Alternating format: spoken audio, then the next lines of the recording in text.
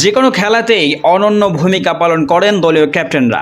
তবে কিছু ক্যাপ্টেন রয়েছেন যাদের কিছু কাজ মানুষের মনে এতটাই প্রভাব ফেলে, যার কারণে ভক্ত খেলোয়াড়দের হৃদয় মণিকোঠায় জায়গা করে নেয় সেই ক্যাপ্টেনরা।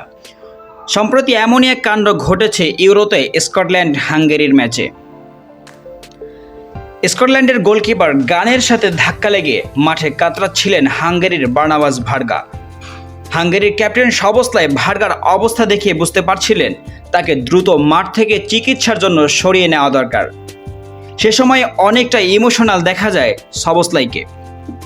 স্বাস্থ্যকর্মীরা স্ট্রেচার আনতে একটু দেরি করেছিল। তখনই দেখা যায় সবস্লাই দৌড়ে গিয়ে কর্মীদের তাড়া দিচ্ছেন দ্রুত ভার্গার কাছে পৌঁছার জন্য। সবস্লাইয়ের এমন মানবিকতা নাড়িয়ে দিয়েছে ফুটবল বিশ্বকে। গতকাল স্কটল্যান্ড বনাম হাঙ্গেরি ম্যাচে এমন মুহূর্তের দেখা মিলে।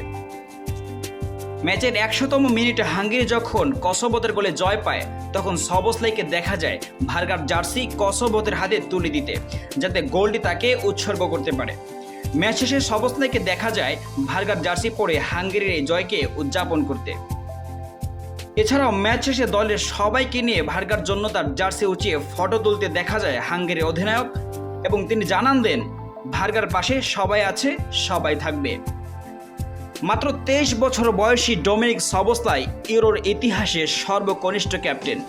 মাত্র 23 বছর বয়সে এত বড় গুরুদায়িত্ব কেন তার ঘাড়ে দেওয়া হয়েছে, সেই প্রশ্নের উত্তর গতকালই এই মুহূর্তে পেয়ে গিয়েছে ফুটবল বিশ্ব। সবস্লাই একজন Hungarian hero, fan favourite captain. বলা হয় মাত্র 23 বছর বয়সে এই ক্যাপ্টেনের প্রভাব হাঙ্গেরির ফুটবলে সব থেকে বেশি।